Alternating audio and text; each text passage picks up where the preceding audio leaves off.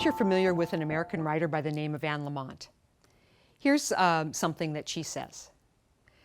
There is nothing outside you that will help in any kind of lasting way.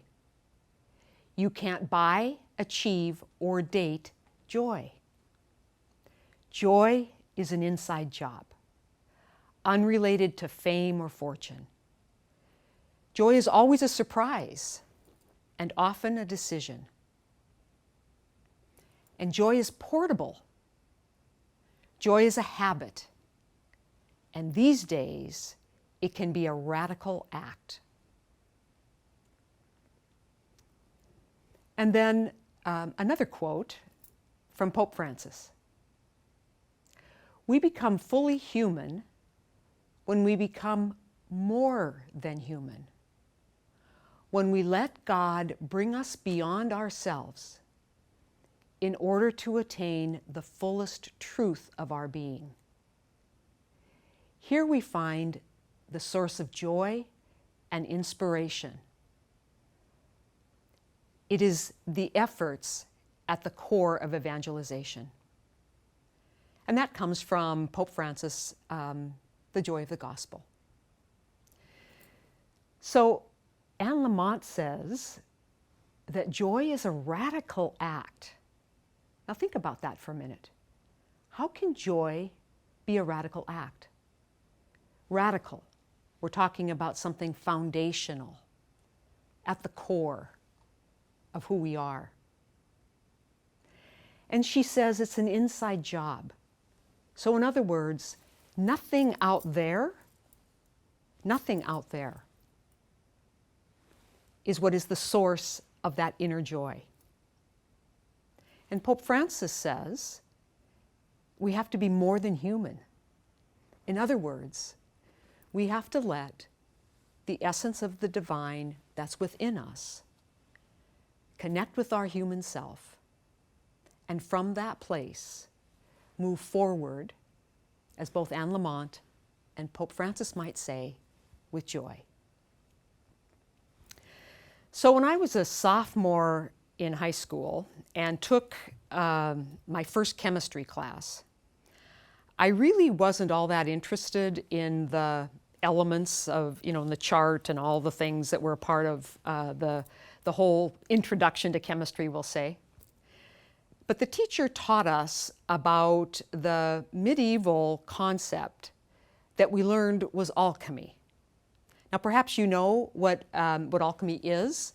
At the time, I was so fascinated because what she told us is that there was this understanding that if you took like common, ordinary, useless lead, and I was thinking about just dirt, and you put it through a process of extreme heat and pressure, you could create gold.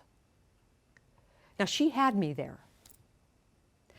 All these years later, I continue to understand alchemy as, I would say, the stuff of life.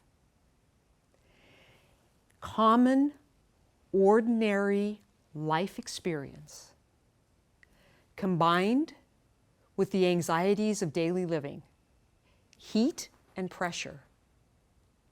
It's in that the extraordinary or golden comes forward. So as we think about joy in this second week of Advent, I want you to think about it in terms of what does it mean that joy is an inside job? And in the midst, again, of all the things that are going on around us, the anxieties of daily living, is there ability to take just the pressures of daily life, combined with our ordinary experience, and see a glimmer of something very precious? Very precious. I want to focus a bit on the word simple. Our lives can be complex. There's a lot that is continuing to come at us. And yet, if you're like me, there's a yearning for simplicity.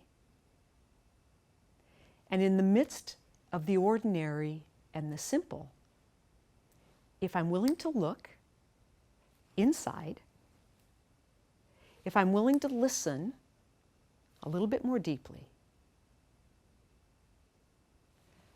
there's a joy that is found.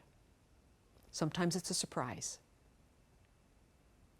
But if I'm open, and if I'm willing to listen, and we engage with life aware and with a heart that's fully alive, we can see it.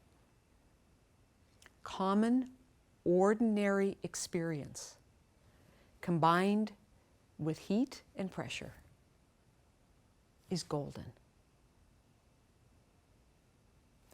So I invite you to pray with me. God of surprises, help me to keep my eyes wide open this week, to see your presence revealed in the ordinary and mundane experiences of every day.